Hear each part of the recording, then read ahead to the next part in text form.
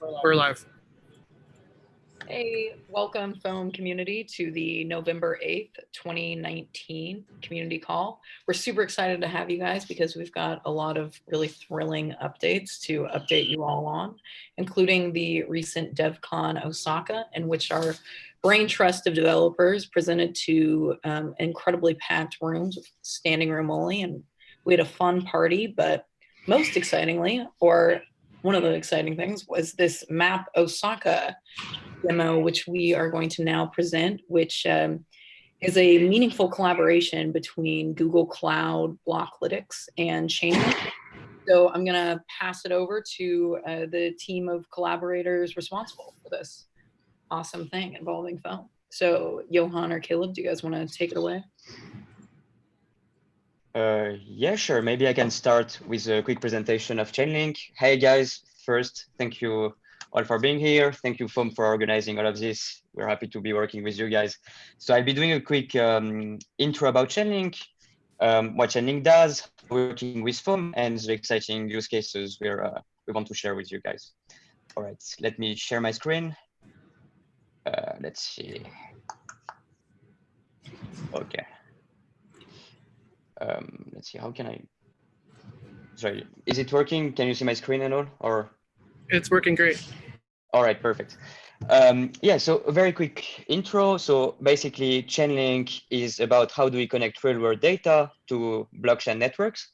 So currently, as you all know, blockchains and smart contracts have some really nice properties, right? We're able to create deterministic contracts which self-execute whenever we get the right inputs, and we can know the outputs for whichever input we get, right? So these properties are extremely valuable in the domain of finance, insurance, global trade.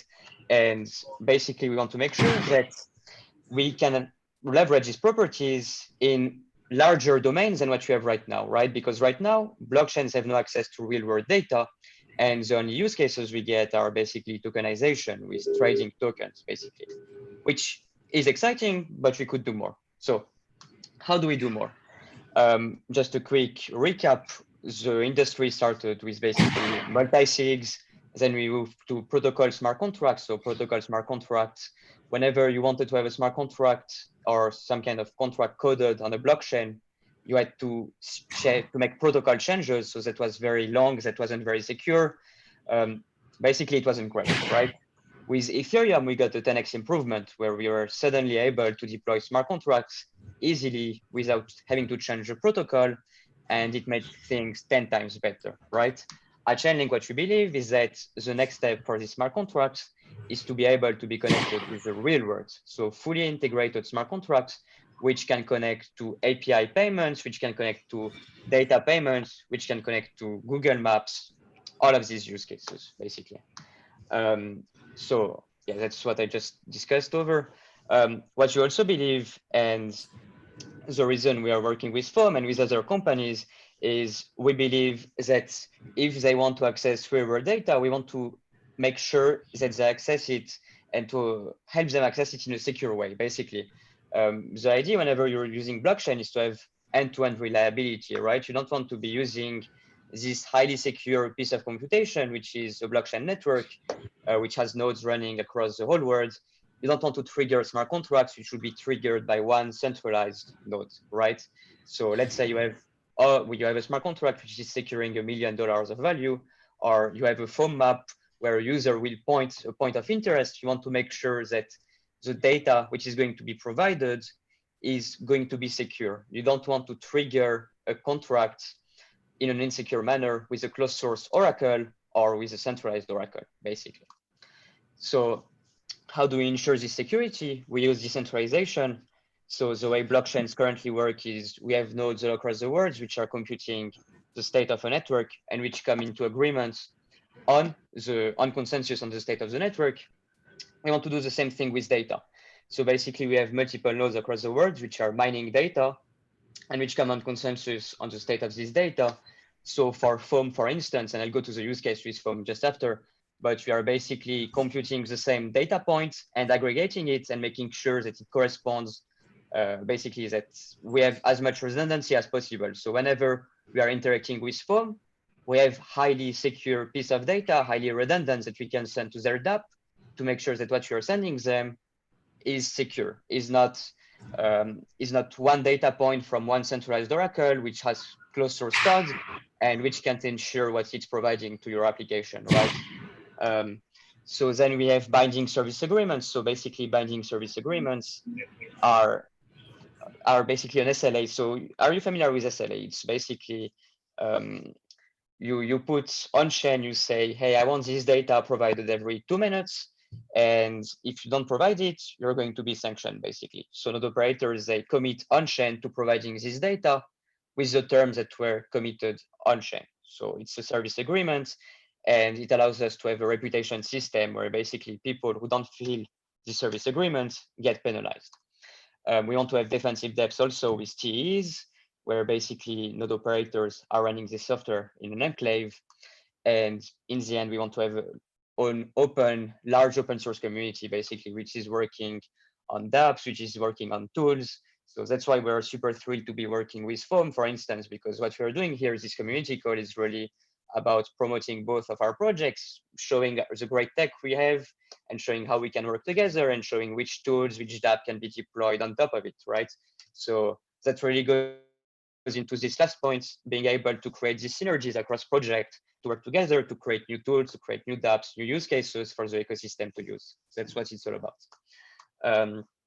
So yeah, just going back very quickly, this is a thing we wouldn't want to have, so just imagine you had Foam, which is on the decentralized computation platform, and which is accessing data from one centralized oracle. And the centralized oracle, currently they happen to mostly all be closed source. Before Chainlink came about, all the oracles were actually closed source. So whenever you would get an oracle, which would feed you data, it would feed you data from a centralized closed source oracle. So if you look at the end-to-end security here, it doesn't make sense, right? Because you have this highly secure system with thousands of nodes, which is triggered by one centralized oracle. Doesn't make sense. So that already makes more sense. You have multiple nodes, which are feeding data in a decentralized manner. So it's highly redundant and extremely decentralized. That's what we want to get to. So whenever we are feeding data to the Foam dApp, we are feeding it with multiple oracles. And these oracles have all the properties I was talking about with reputation system, with TEs, with crypto and economic guarantees. So I'll try to not go too much into details. I don't think it's the goal of this presentation to go too much into details, but more to give a high level about Chainlink. So that's actually something very cool, which I want to discuss very briefly. We have marketplace, where basically a smart contract creator is able to choose which node operator he's going to have to provide him data. So a very simple example. We just deployed a great prototype with Foam, which we want to push on mainnet, right?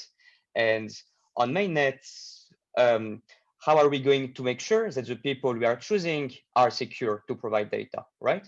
So we have a marketplace on Chainlink, which basically lists the number of node operators, lists their properties, lists their website, the jobs they support, the data they can provide to you.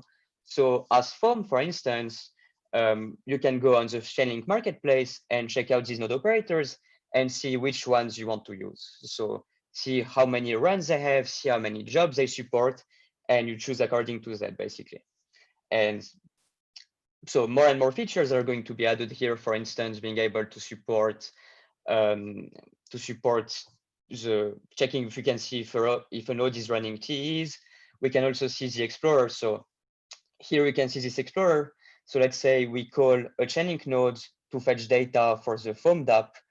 We can see in direct, so live, what the Chainlink node is doing with the Chainlink Explorer. So we can see everything that's happening live, even though it's not on chain directly, because the Chainlink node is processing data off chain whenever it's calling the API. We can still follow what's happening.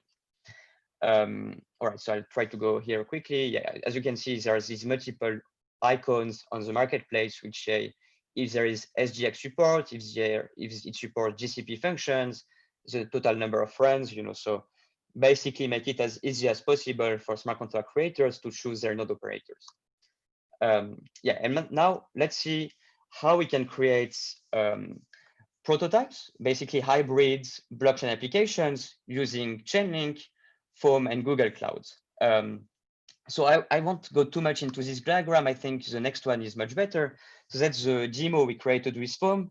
Actually, Foam created the awesome UX UI. So that's something I've always been impressed with what you guys can do with UX and UI. I think it looks great, and I really encourage everyone to go try out this demo. We'll probably drop out a link, maybe uh, yeah, somewhere basically. And you guys should definitely go and try it out because it's really wonderful. It was built for DEF CON Osaka. Unfortunately, there was no Wi-Fi at DEF CON, but these things happen. But still, it's something that was fully live and that you could try out and use, and it really looks fantastic on a UI perspective. So the way it works basically is a user on the phone map will point a point of interest, which will generate a Chainlink request. Basically, the Chainlink request will be used to fetch data from the cloud platform, and it will check using the user's address if the user is eligible for rewards. And if he's eligible, how much bounty should he be paid? So once we get this data, we can fetch it basically and get it back to the Foam contracts, which are deployed on mainnet, and we can have the payout made in Foam tokens directly. So here, what we have very briefly is a system which fully utilizes Chainlink, Foam, and Google Cloud's platform to have a hybrid system, basically, which is using all these kind of properties to have a system which is decentralized and which allows people to easily points of interest on the map and get rewarded in Foam tokens doing it. So we are super excited about this use case actually because it's one of the first hybrid applications I think in the space, and it's very promising. It's something people can use today. Like we keep talking about adoption, about having blockchain technology used more and more. I think this use case is actually a great example of blockchain technology, how it can work in an easy manner, great UX, great UI, and using great technologies, which really make it a very fun and easy experience. So yeah, I think that was most of the stuff I wanted to discuss. I gave a quick intro about Chainlink, the use case we worked on with Foam. Again, we are really looking forward to do more work with Foam, and what you guys are doing is really great. And looking forward to have this kind of stuff built on mainnet for people to use and get rewarded in tokens, basically. So thank you guys, and yeah, if you have any questions, don't hesitate. Great, thanks so much, Johann. So Caleb, would you like to take it away and give us even more insight into this awesome tool? Sure, thanks, Johann. It was really great working with the Chainlink team, including Johann, on Map Osaka. And so I kind of want to show a little bit of more information about kind of how it worked, in case you didn't have a chance to try it yet. And so I'll just share my screen.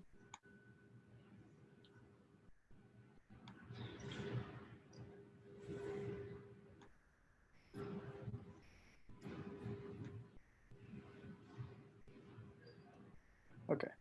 And so the idea here is that we were exploring kind of how to incentivize users to add points. And one of the things that we want to do is leverage access to data external to Ethereum. So what's stored on the blockchain in regard to each point is pretty basic information by design. So Foam doesn't store too much information on the blockchain about each point. It's actually stored in external sources. But we wanted to go even a step further than just looking at those external sources in order to build a incentive mechanism. And we wanted to use data external to even the Foam system. And so one of the great tools for doing that is Google BigQuery and Google Cloud Platform, which allows us to look at a whole lot of data and utilize and leverage Google's GIS tools.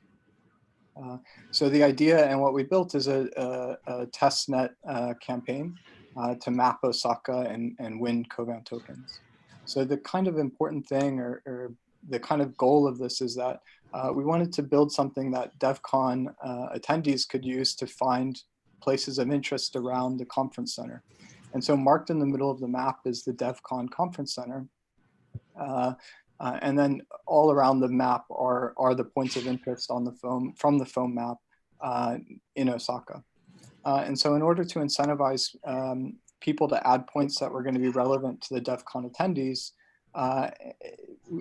we set up these zones, and these zones, each are based on the distance around the conference center.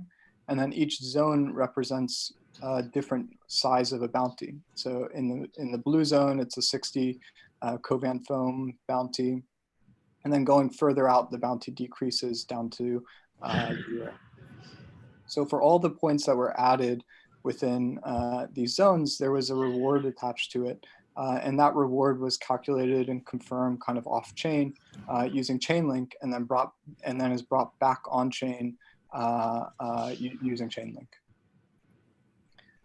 And so the idea is that in order to add locations, you open the foam map, add locations in mainnet, but then and then once the location has been added and the point has been confirmed on the map, you're able to actually just claim the reward right away with MetaMask.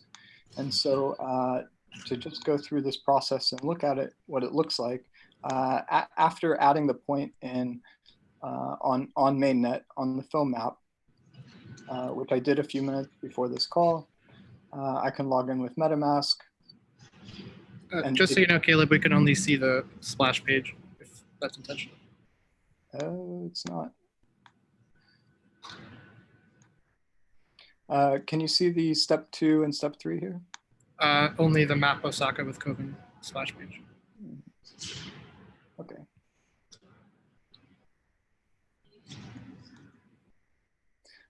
Okay, so I can log in with MetaMask, and what this check is doing is checking what bounty this account is eligible for. And with this account, I actually added a point a few minutes before the call, but because this is the rewards are on testnet and the Chainlink campaign was done on testnet, I can't claim the reward until I change networks.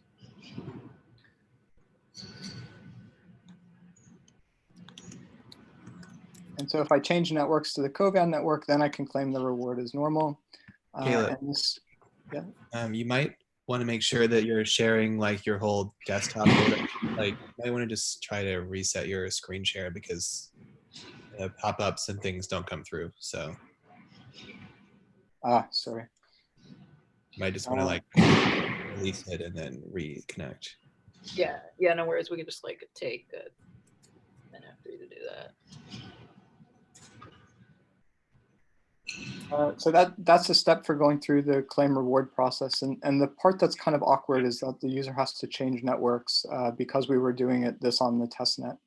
And so the idea and kind of what we've been looking at is kind of where do we take this and what do we do next? I think from a technical standpoint, this was a real success.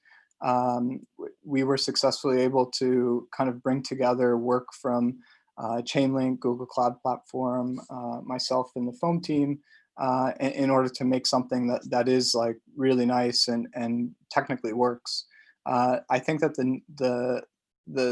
there are some UX kind of concerns about this that we've been discussing where it's a little bit awkward to just be dropped into the foam map. And definitely the Covan rewards are a little bit awkward as well. It's much more kind of obvious if we have mainnet rewards. And so, we're still kind of brainstorming what kind of data that we can add to this and what kind of incentives we can build, and whether or not we can build an incentive mechanism that kind of almost kind of learns on its own and motivates people to place points where it's most needed by the map. And so on that point, I wanted to kind of look at a few different examples. And the first example is a really early exploration where we were looking at mapping the London tube system just as an example of other things that are possible. Can you guys see this screenshot? We only see the splash page. Yeah. Caleb, if you want to just like a couple minutes and then we'll confirm once we can see all of this really awesome stuff, then we'll do that. Oh, I'm sorry, Martin, I misunderstood. Sorry.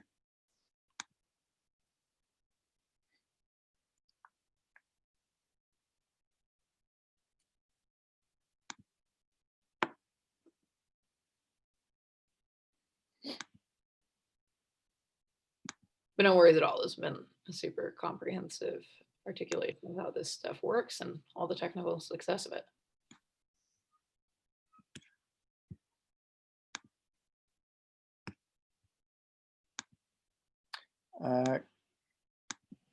Yeah, amazing. I see more things now. Yep. Great. Looks great. All right, take it away. I'm really sorry about that.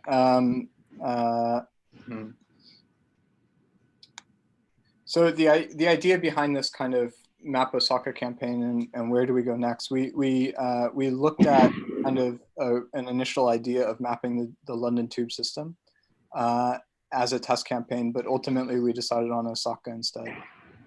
And so one of just showing kind of how we can combine data using BigQuery GIS tools and bring it on chain using Chainlink is here we use an open source data set from the London TFL, which shows every single tube station and how much traffic that tube station receives in the real world. So the size of the circles shows how much ridership each tube station has. And then the colors represent whether or not the tube station has been mapped on foam. And the idea is that for tube stations that receive a lot more real world traffic, the reward or the bounty for adding them to the foam map would be bigger than tube stations that receive less real world traffic. So for example, the large circle might have a bigger reward pool than one of the smaller circles. And we can kind of check that new points adhere to the location and they have the right name and they otherwise match other data sets as a method of kind of verifying that a user should receive a bounty. So that was one of our ideas. And I wanted to share another one of the kind of explorations that we did. This is the New York City. And these represent each zip code in New York City. And the idea is the colors represent the density of points per population in each zip code. And so points that are darker have more foam points per person. And points that are lighter or have no color have fewer foam points per person for that zip code. And so the idea here is that we can combine OSM data on zip codes, and we can combine open data on populations, and together we can kind of make something that can incentivize people to map points either in the least dense areas or the most dense areas, depending on what makes sense, for incentivizing users to kind of add points where they might be most helpful in the real world. And kind of the final one I wanted to touch on and show, this is the density of food points on the foam map in the city of London. And so the squares that are darker represent areas where more food points are available, and the squares that are lighter represent points where less food points are available. In my experience, these neighborhoods are actually kind of like the foodie neighborhoods where more restaurants are in general. And so it actually kind of represents the way that foam cartographers see the city and the actual landscape of the city from the point of view of foam cartographers. And what I'm trying to show with this is that, you know, we can kind of slice and dice the data in a lot of different ways by combining external data and then bringing it on chain for a reward mechanism or maybe an inflation mechanism or something like that. And we have a whole lot of options of what to do from the standpoint of pinpointing individual points in the case of the London tube system to optimizing for specific tags or even population densities in cities. And so if you guys have any ideas of kind of what we should try next, we're definitely in the ideation stage now for a mainnet campaign, and it would be super helpful and interesting to hear any ideas on what we do next for this. So with that, I'll stop sharing. And thank you very much, and sorry about the technical issue sharing screen.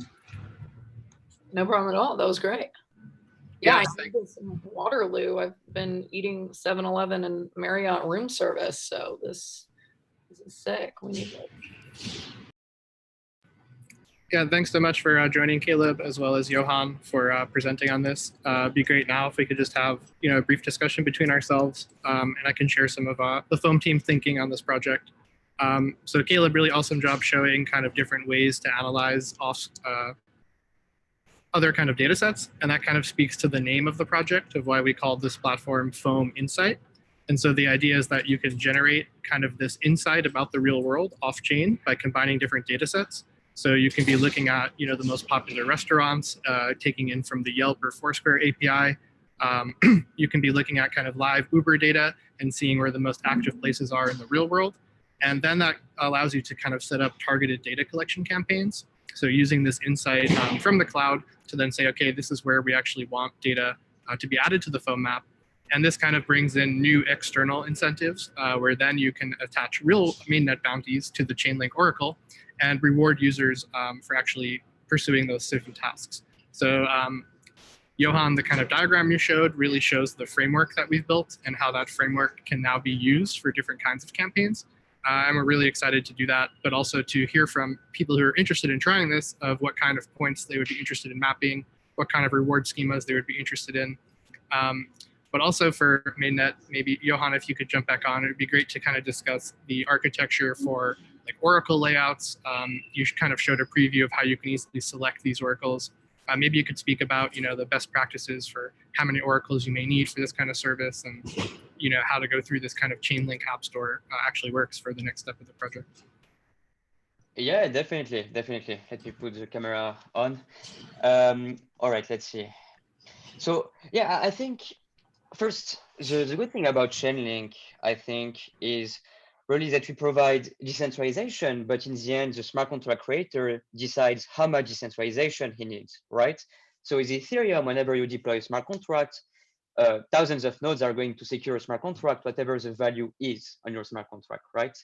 However, with Chainlink, the number of nodes which are going to secure a smart contract really depends on the value that's on your contract, right? So you might not want 10,000 nodes if you're only securing $10,000, right? But if you're securing, let's say, $1 million, then the more node operators you have, the more it makes sense. So really, in the case of the foam application, I think the number of node operators will really depend on. No, sorry, I just got the message.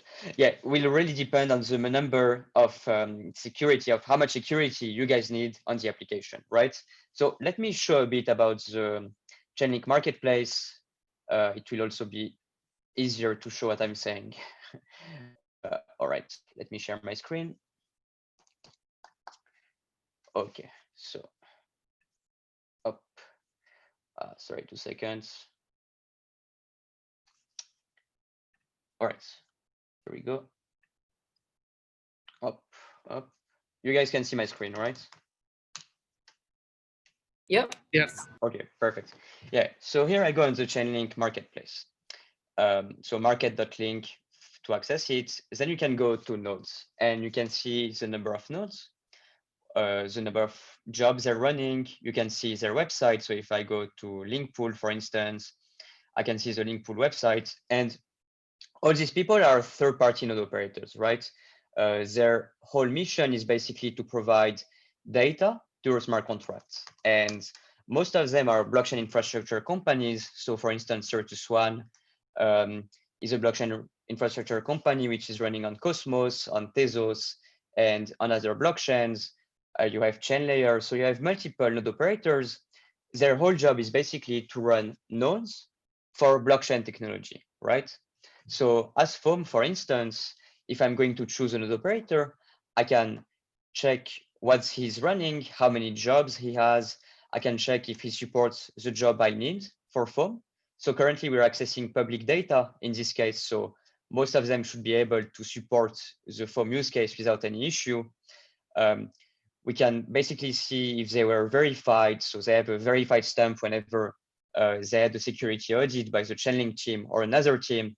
So you get basically all these very useful informations to allow you to select which node operator you would like, right? And whenever you're ready to choose him, you can basically go check his address and start using his address as the address you'll be using in your contract to access data. So it's really a very straightforward process. The number of nodes, again, really depends on the value you're securing.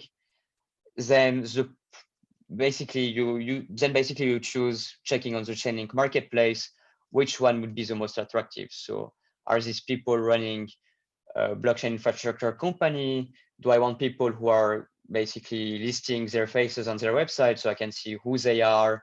I can see if people are talking about them, right? And when we get the reputation system finalized, you'll be able to see how good they've been performing in their last basically months or weeks of being a node operator on Chainlink. So yeah, that's basically the idea. A good way to see how we aggregate data is probably our ETHUSD price aggregator. So here, basically, we wouldn't be aggregating the price, but we would be aggregating bounties, right? So for one same address, we would have, let's say, 5 node operators, which are giving a bounty to basically say, hey, this is our bounty. We have as much redundancy as possible, and we have high availability, right? Because having more node operators also allows you to say that if one of these node operators goes down, we have 4 others which can provide this data point. And on the ETHUSD contract, we can see live these node operators, each one running a different data provider. So from some of them are getting data from CoinMarketCap, others are getting it from CryptoCompare, and all of them are sending their data to the reference contract, which is on Ethereum. And we take the median to aggregate all of this data, right? So it would be very similar to what we would do with Foam. We would have, let's say, 5 to 6 to 10 node operators feeding us the bounty, which would be paid to a Foam user, and we would aggregate it on chain. So yeah, that's basically the idea. I hope this answers your question, Ryan. But yeah, definitely, like, we're super excited to see this live in production with something like Foam. Currently, most of the use cases revolve around DeFi, but I think it will be very refreshing to see another use case which can be used by people in an easy manner, basically. Yeah, really agree. Thanks for sharing that. And it'll be really exciting to kind of have these mainnet rewards for targeted data collection campaigns using all this infrastructure we've built via Blocklytics, the Google Cloud collaboration, as well as Chainlink. Yep, exactly. So I'm going to switch topics a bit now to just share a bit of updates about Foam, and then happy to take any other questions there are from people who have joined us.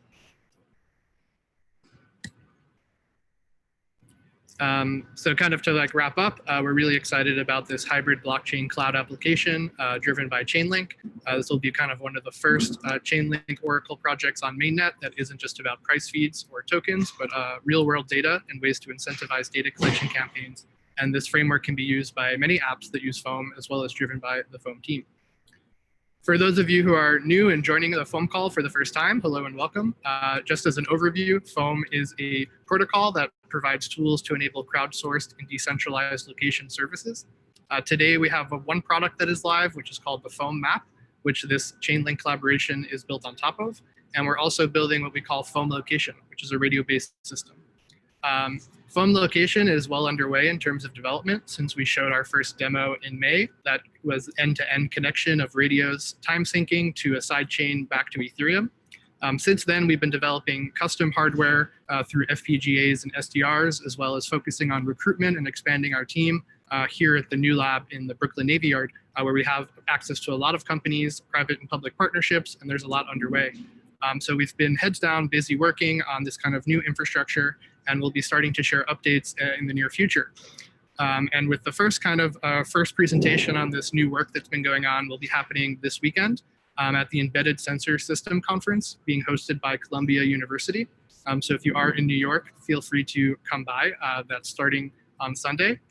And specifically, Foam will be giving the keynote presentation at the second workshop on blockchain-enabled network sensor systems. We'll be alongside many academics, as well as representatives from the Department of Defense, Intel, IBM, and Nokia Labs. So this will be kind of our first presentation showing off the work from the last few months, and look forward to more public-facing updates about our work and the outdoor testing we've been doing here in Brooklyn. Another update then is about the foam map and how to access the foam token, especially to increase liquidity. So we've added a new button at the top, as you can see in the screenshot. If you visit the map at map.foam.space, you can now access foam tokens directly in the map.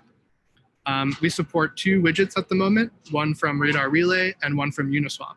The Radar Relay widget is new and powered by 0x, and just in time for the 0x version 3 protocol update, where 0x will now actually be sharing liquidity with Uniswap among other tokens. So this is really about embedding the Foam decentralized protocol into the DeFi world and accessing and increasing liquidity. So with no account and one click, you can basically within the map purchase Foam tokens and start to use them. So you can try that out. It's been live today, and just want to make everyone aware as a new means to acquire Foam tokens and where there is actually additional liquidity via 0x today. The other quick updates is we've recently come from the successful Diffusion hackathon in Berlin and want to share a few of projects that we're building on Foam. We had a runner-up prize winner of a project about carbon credits. And this was a really exciting project because they implemented NFTs as well as bonding curves around acquiring carbon credits and purchasing land. And they were able to use a lot of the Foam tools around cryptospatial coordinates and ways to kind of embed geolocation information into a smart contract and have that be able to render on a front end using the Foam geolocation stack. So you can check out their demo project. I think it's on the Royally testnet. But here they have plots of land that are actually NFT smart contracts, and using the Foam tools, they're able to give them cryptospatial coordinates and render them on a map. So that was a really exciting runner-up project. We also had a winning project by a project called Clay. And this was a really exciting project. You can see the code and the tools they've built via DevPost and on our discourse. And so Clay is a neutral hardware infrastructure for Web3. So you can set up a personalized self-sovereign server at home and then have it kind of feed you custom information. And for their winning prize with Foam, they set this server up at home that actually indexes the Foam map and then set up special queries to actually link to your smartphone and look at your GPS data and cross-reference that with where Foam points are. So you actually have a tool to be told when you're near Foam points of interest in the real world, so you could actually investigate it yourself. In kind of the OpenStreetMap world, they refer to this as ground truthing. So with this tool, you're able to actually walk around the city and be told when you're near Foam points, and you can investigate in person if that point is there. And if you actually find an issue with it, you can go back to the application and start to curate that data and challenge it. So these are really exciting projects that built on Foam at this hackathon. And I think our developer tools are at a pretty mature state at this point. So we're starting to see more and more exciting projects, and definitely with a way to have a framework to introduce rewards via what Johann and Caleb presented. There's a lot of building blocks that are coming together, and we're really excited of what people are going to be building. Additionally, a quick update from one of our grantees, which is the Blocklytics. Blocklytics makes NFTs based on the real world, and they're going to be launching a scavenger hunt later this month based off the Foam map, where you can actually win these NFTs by participating. But in the lead up to the scavenger hunt, they've launched a new feature on their website, which includes mini Foam maps. So for each NFT about the building, they have kind of the architectural statistics as well as the building bio, as well as miniature Foam maps, so that you can actually see your building within the city, and it's kind of pulling the data from the Foam map API. And so for all of the Blocklytics buildings, we now have these Foam mini maps. And starting later this month, there'll be a new game launching, which will be Blocklytics Season 1 Scavenger Hunt, where you can participate by adding points to the Foam map, win these buildings, and be able to see them in your kind of mini map snippet. So these are kind of just some quick updates about Foam. I want to thank all the panelists for joining, and happy to take any questions if there are any. Yeah, also I'd like to introduce another very important person on this call, one of our developers, Martin, who was part of the brain trust of Foam developers that gave those very effective presentations and workshops at Map Osaka. Martin, do you want to take a second to say hi and maybe turn your camera on, show everyone how smart and good looking you are? Yeah, so my webcam is not actually working right now, but yeah, I'm Martin. I've been at Foam. Been at Foam since a long time ago. I was writing some of the first software that eventually became part of the Foam map. or foam like map application that's been being demonstrated and integrated in all these services. I'm also kind of a functional programming specialist, which is part of what our DevCon presentations were about, where some of the insights that we've gained in general blockchain engineering from just coming from functional programming backgrounds. And that's sort of like where my area of expertise is. And in as far as the foam location and this protocol, this radio protocol that Ryan's speaking to now, I work on more of the blockchain application side of it. So more about how the application will be architected as a blockchain application, not just as a radio protocol and hardware that interacting with each other. And mostly our thought is that that will take place through the Cosmos Tendermint network. And so currently my job is basically architecting the foam application as a possible Tendermint backed blockchain application. So that's sort of like what I work on and what I do on the day-to-day. Great. Thanks so much for that intro. Does anyone have any questions about that or anything that they find particularly exciting about that?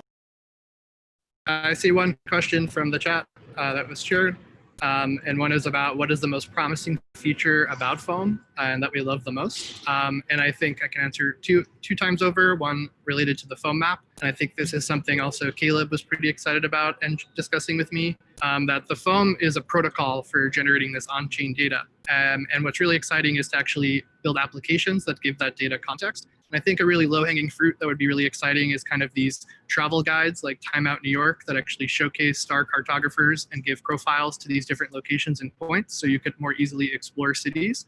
We already saw with one hackathon project integrating 3-box chat. This is kind of like towards a decentralized Yelp.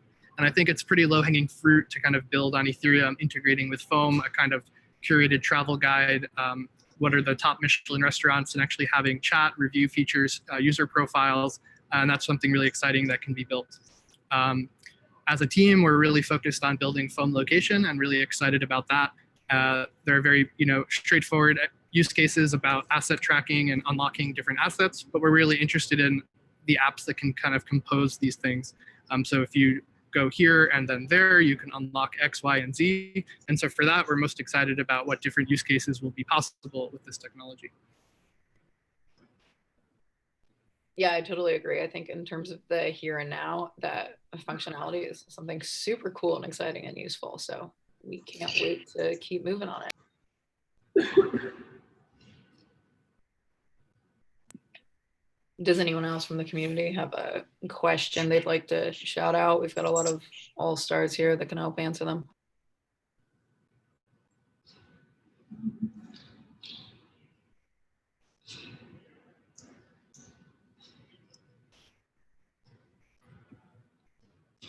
I don't see any questions coming in at the moment. So just want to thank everybody for participating and joining. It was really great to have you, Johann. Thanks for taking the time to kind of show off the Chainlink work and the collaborations we've done together, as well as Caleb. Thank you for joining and showing kind of your insight and work.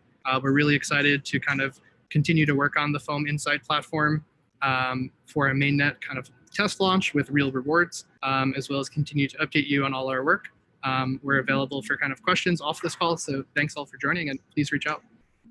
Yeah, definitely. And if any of you guys are at Waterloo and want to talk more about foam, I am here. Yep, Awesome. Jessica and Johann are both in Waterloo. So if you happen to be at that event, please look for them as well. If you're in New York, come to our event this Sunday, and see you guys on the next community call. Thank you. Bye. Thank you. Bye-bye.